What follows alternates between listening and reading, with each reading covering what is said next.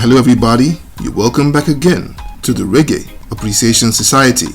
Reggae music is one of the most popular, fastest growing, and certainly the most infectious genre of music on the planet. Since its emergence from the beautiful island nation of Jamaica in the late 1960s, it's virtually conquered the four corners of the world and planted Jamaica's imagery, culture, and sound everywhere it has landed. The first place that reggae colonized outside of Jamaica was its former colonizer in Great Britain, before reggae extended its cultural conquests across Europe, sweeping over Asia, Africa, and the rest of Jar's green earth. Interestingly, the United States was one of the last places to fully embrace the seductive rhythms of reggae music, and proved to be a tough nut to crack, even for the genre's greatest ambassador in Bob Marley himself.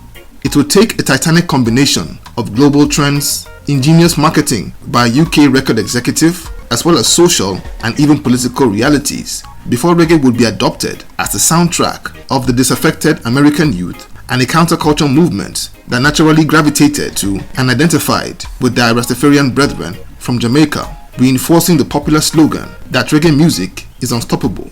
Let's take a look at the story of reggae in America. The origin story of reggae in the US has its roots 4,000 miles away in Great Britain in the mid-1960s. For about 20 years leading up to that time, the UK had received a wave of migration of Caribbean people, popularly referred to nowadays as the Windrush generation, comprised mainly of Jamaican people. As these immigrant communities thrived, so too did their culture and music. But by 1965, the UK government enacted laws that greatly slowed the tide of immigration. But while that was happening, America, which had practiced a super tight immigration policy for almost 30 years, enacted a new law in the same year that lowered immigration restrictions and attracted tens of thousands of Jamaicans over the next several years. Though these immigrants weren't able to proliferate their music on the same level as their kinsmen had done in the UK, they certainly did get the ball rolling.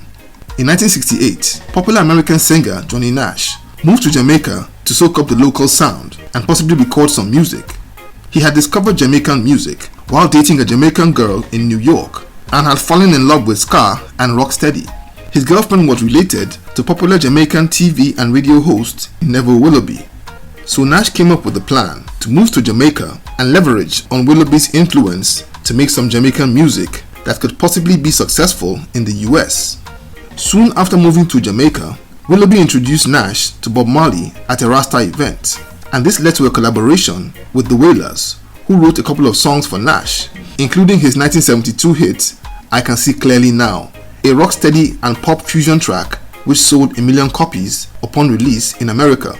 He was the first non-Jamaican to record on the island, and his success sparked a trend with the likes of Paul Simon and even the Rolling Stones, who followed suit and recorded their music over there, further drawing attention to the vibrant sound of Jamaica.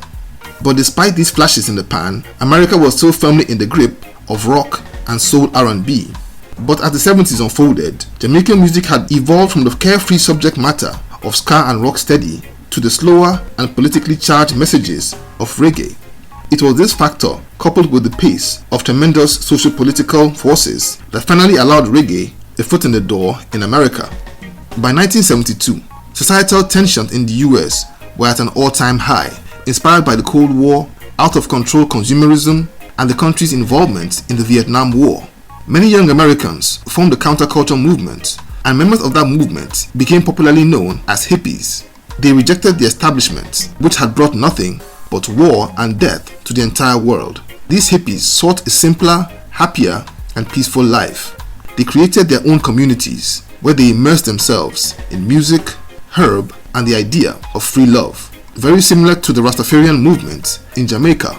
The hippies were big fans of psychedelic rock, but over time, they slowly began to notice reggae music and its hard-hitting political messages.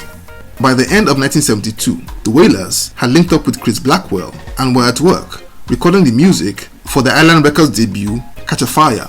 And by early 1973, the songs were ready and the trio were eager for their music to break into the American markets. Blackwell saw that the gritty reggae sound that they had put together was simply brilliant, but stood no chance of cracking the US market, which was heavily rock-centric. Blackwell agreed that the militant and revolutionary lyrics would appeal to plenty of American liberal college kids, but that the instrumentals would turn them off. So he took Bob to Island Record Studios at Basing Street in London, where the songs were remastered to infuse rock elements. The end product was a slick and devastatingly brilliant Catch a Fire album that didn't do well commercially in the beginning, but got astonishing reviews and a great reception from a very small demographic of college kids. To support the album, Island Records arranged a 27-day tour across the US, but it hardly made a ripple in the market.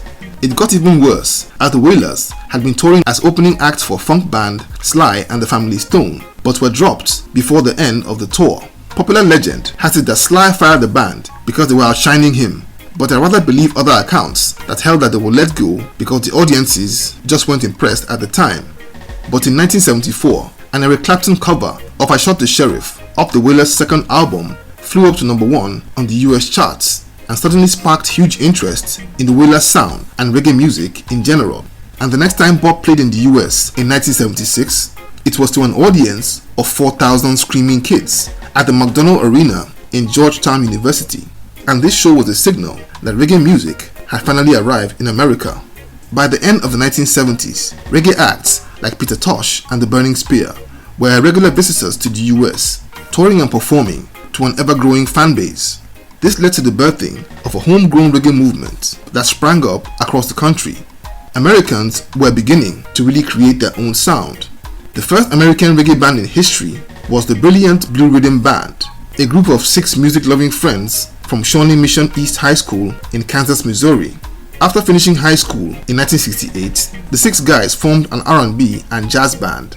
But a few years after, they became part of that tiny minority that embraced reggae music after the Wailers' first attempt to crack America, and they decided to become a reggae band in 1974. Blue Rhythm started playing shows across America, anywhere fans of reggae music could be found all over the country. By 1979, the band got the chance to open for Bob Marley and the Wailers when the Survival album tour passed through Kansas in December that year, and they delivered a fantastic show. They were essentially a live band, but eventually found the time to record their only album, Restless Spirit, which was released in 1981, a solid 9-track album that even got airplay on Jamaican radio, and they broke new records when they became the first American band to perform at the Reggae Sunsplash in 1982. They proved their pedigree, delivering a great show that won over the 20,000-strong audience, a classic performance that saw them voted co-best band of that year's festival. The live album of that performance was released in 1984 as Alive in Jamaica and earned the band a Grammy nomination for Best Reggae Album in 1986. Reggae's popularity was rising fast all over the country, but New York, California and Hawaii had an especially strong reggae movement. And one of the first nightclubs in the US to organize reggae events was a spot named the White House in Laguna Beach, which began organizing reggae nights 3 days a week in the early 1980s. The White House employed teenage DJ who was a die-hard reggae fan to be a selector on his reggae nights. That kid's name was Gregory Spivak, who went on to become one of America's greatest reggae selectors, the amazing Gregory G. But while roots reggae was making huge impacts in most of the country, New York was rapidly falling in love with dancehall due to a particularly strong wave of immigration from Jamaica at the start of the 1980s. Political instability, violence, and weakening economic conditions caused many Jamaicans to move to America, and many of them settled in New York, which already had a huge Jamaican population. A large number of dancehall superstars and producers like Supercat, Tenor Saw, Henry John Joe Laws, and Borough Banton moved their operations to the Big Apple and stimulated a powerful dancehall scene, which had first been unlocked by Yellowman when he first visited in 1982 after getting signed by US giant record label CBS Records. The likes of Shaggy and Shinehead cut their teeth in the underground sound system events that held in Harlem in those days. But despite the amazing growth of reggae all over America, the genre arguably made the most impact in Hawaii, where it not only converted a powerful fan base, but developed into its own subgenre of reggae called Jawaiian in the 1970s, a mixture of reggae and traditional Hawaiian music.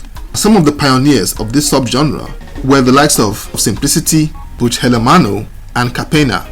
This fusion of reggae with pre-existing genres was a phenomenon that began in the UK when the skinhead and punk movements adopted reggae fused with rock being put out like bands like The Clash, who did songs like Bank Robber, and also covered Junior Murvin's Police and Thieves.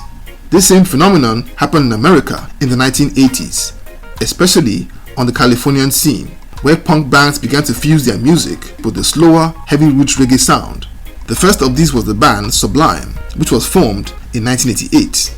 Sublime's influence spawned a movement of similar groups, and with the most prominent being the band Slightly Stoopid.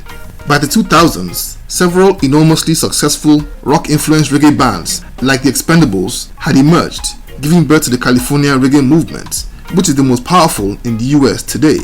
It's interesting to note that this vibrant California reggae scene has been given a boost by the large number of Jamaican reggae legends who have since settled in the States, from the likes of Don Carlos to the Wailing Souls.